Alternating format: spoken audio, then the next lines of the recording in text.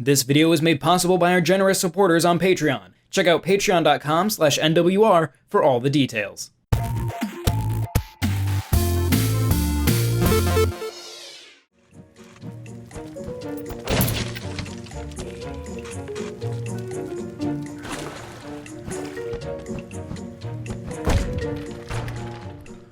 Skelattack, which showed up as a surprise release on Nintendo Switch on June 2nd, is a game long in development from Ukuza Games that is now surprisingly being published by legacy game maker Konami, in a bid to start an indie publishing label, it appears to be.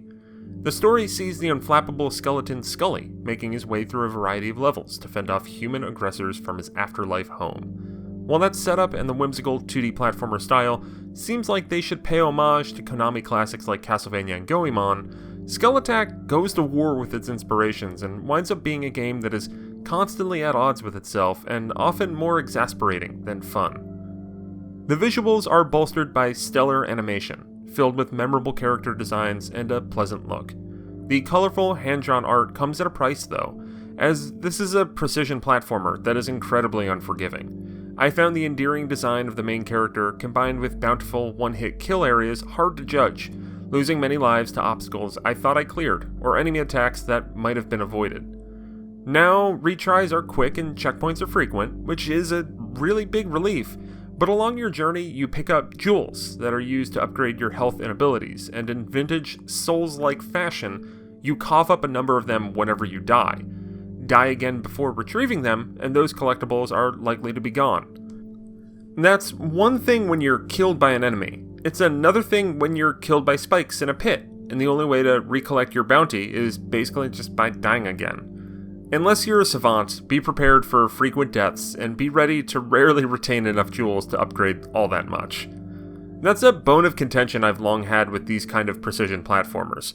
Making difficult platforming segments is all fine and well, but the punishment for death being steep does nothing but penalize the players who aren't as good at the game. Mastery becomes required for optimal enjoyment and upgrades, thus causing a cycle of bad players being continually knocked down and discouraged from forging ahead.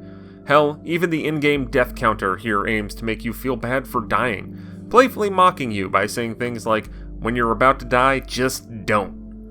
The Massacre platformer can be great when done right, and it's evident that Skelattack aspires to be akin to the likes of Super Meat Boy and Celeste.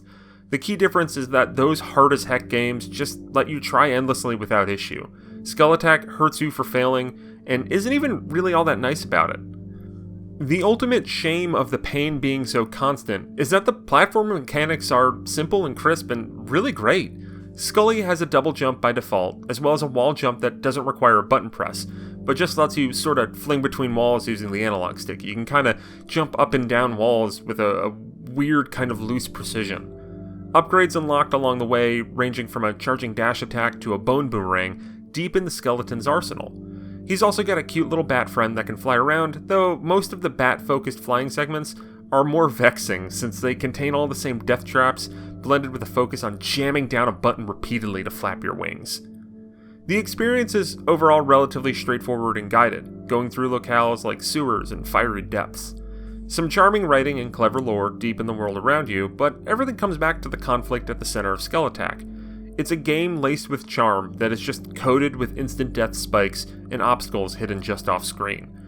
Numerous times I entered a new area and started exploring, only to be met by a swift death from a trap I needed preternatural knowledge of in order to avoid, or dodging fire from an enemy I have no way of knowing is even in the room.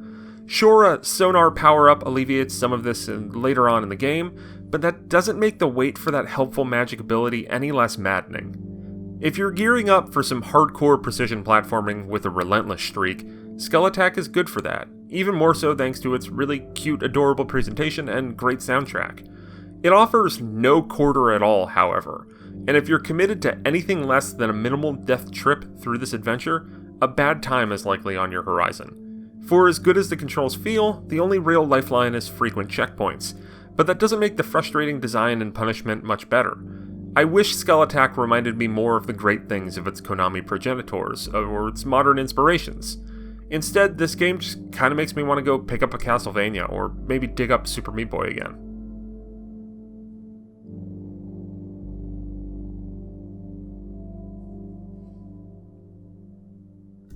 This video is made possible by our generous supporters on Patreon. Did you know that Nintendo World Report is funded directly by fans like you?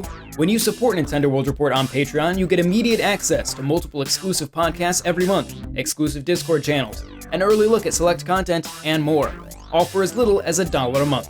Check out patreon.com/NWR for all the details.